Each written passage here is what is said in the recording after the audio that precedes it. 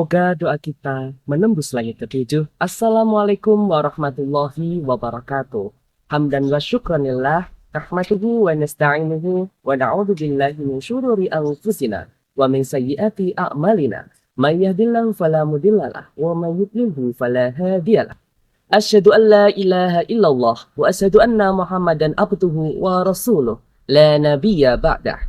Rabbi israh li sadri, wa yassir li amri. Wahlul 'uqdatam min lisani yafqahu qawli. Amma ba'du. Pemirsa Karomah dimanapun berada, sahabat Aiger rahimakumullah, marilah kita sejenak mengucapkan syukur kepada Allah Subhanahu wa Ta'ala, karena kita masih diberikan kesempatan untuk melaksanakan ibadah puasa tanpa ada halangan suatu apapun, dan tentunya dengan penuh semangat sampai hari ini dengan mengucap syukur Alhamdulillahirabbil alamin. Salawat berbingkai salam tetap tercurah limpahkan kepada junjungan kita Nabi Agung, Nabi Muhammad Sallallahu Alaihi Wasallam, Nabi yang senantiasa kita jadikan uswatun hasanah. Semoga kita diberikan kemudahan untuk meneladani akhlaknya dalam kehidupan sehari-hari. Amin amin ya robbal alamin. Sahabat Aiger rahimakumullah, pemirsa Karomah dimanapun berada, Karomah Kultum Ramadan SD Aisyah. Kali ini Karomah akan membawakan tema Tafsir Quran Surat Az-Zumar ayat 53.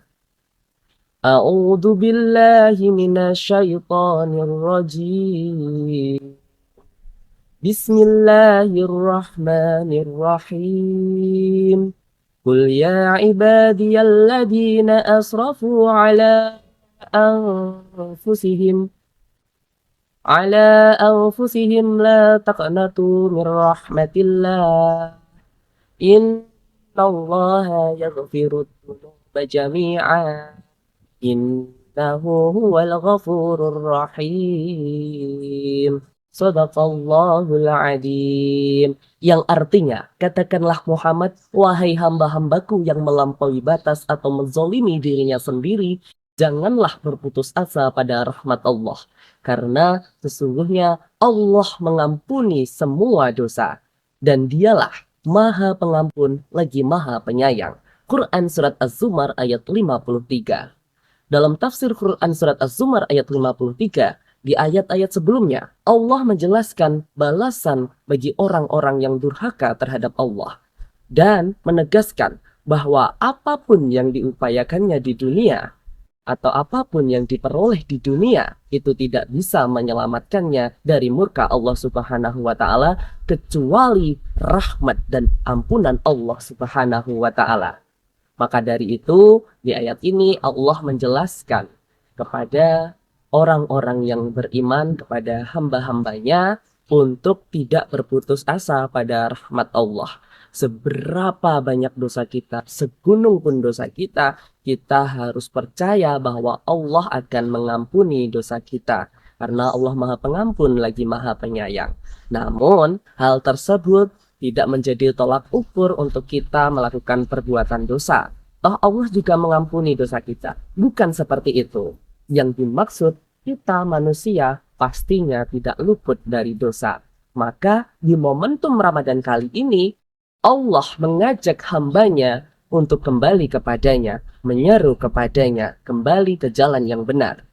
Perintah puasa, Allah berfirman, Ya ayyuhalladzina amanu kutiba alaikumusiyam. Ya ayyuha, yakni kepada hamba-hambanya yang sudah jauh darinya karena perbuatan dosa, untuk menyeru kembali di momentum Ramadan dengan melaksanakan puasa, agar kembali bertakwa kepada Allah. La'allakum tattaqun, supaya bertakwa kepada Allah. Itulah harapan Allah Subhanahu wa Ta'ala. Jangan kita merasa hina, merasa buruk, dan putus asa bahwa kita sudah tidak layak diampuni oleh Allah Subhanahu wa Ta'ala. Itulah yang diminta atau yang dimau oleh Syaitonir Rajim, musuh kita, sampai di keabadian. Setan ingin kita berputus asa, tidak memohon ampun kepada Allah, sehingga jarak kita kepada Allah semakin jauh, dan semakin jauh.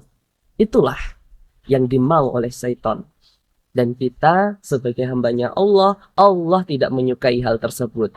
Allah ingin kita tidak berputus asa untuk senantiasa kembali kepadanya dengan bertaubat dan tidak akan mengulangi dosa yang telah diperbuat.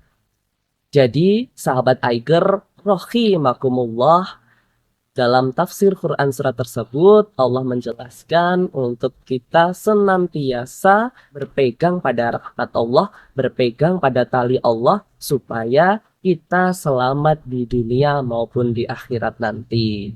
Maka momentum Ramadan kali ini sangat pas sekali untuk kita memulai hal yang baru. Karena di hari raya nanti kita kembali fitri, harapannya kembali suci. Yakni Ramadan ini kita jadikan batu loncatan atau start pertama kita untuk menjadi pribadi yang lebih baik lagi dari sebelumnya.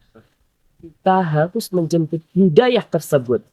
Kita melakukan usaha-usaha yang kita bisa dengan senantiasa beribadah kepada Allah. Sehingga takwa itu terwujud. Karena takwa tidak hanya percaya kepada Allah, namun menjalankan semua perintahnya dan jauhi segala larangannya. Dengan takwa, kita masih berada dalam rahmat Allah. Kita masih ada dalam lindungan Allah Subhanahu wa Ta'ala. Mungkin hanya itu karomah yang bisa saya sampaikan.